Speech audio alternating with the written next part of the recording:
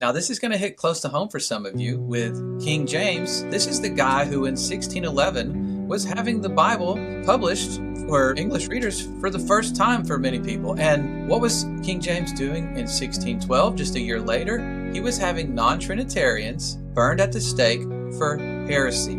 If you did not agree with the Trinity, that was considered the ultimate heresy. So for us, we think, oh, this evil Roman church was persecuting and burning people. We've heard of these accounts, but I don't think we ever realized exactly who was behind it. So King James, this guy who gave us supposedly the perfect translation of Scripture that nobody should ever question, he was burning his opposition at the stake. And what I really find unsettling about this execution, he had a man named Edward Whitman burned at the stake, and Edward Whitman was a very prolific writer. He had a lot of writings. He was gaining a following. He was saying the church is saying this, it's unbiblical, and there were a lot of things he didn't agree with, like infant baptisms, for example.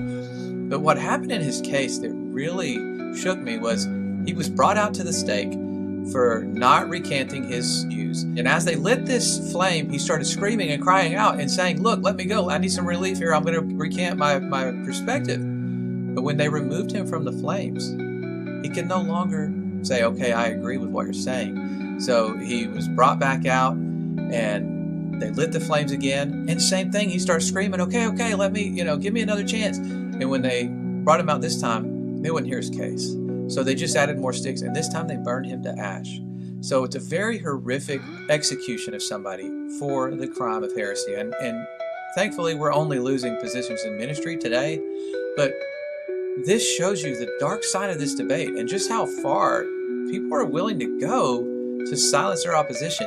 And he's not the only one. Michael Servetus, another very popular example. I'd heard about him before, but Michael Servetus was burned at the stake for heresy. Similar case. He denied infant baptisms. He denied the Holy Trinity. He said God was one God.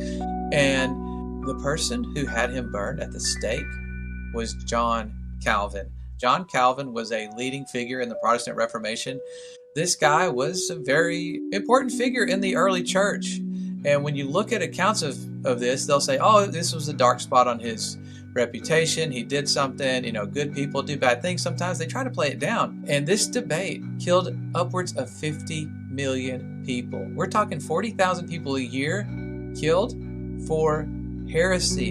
The beliefs that I now hold would get me put to death.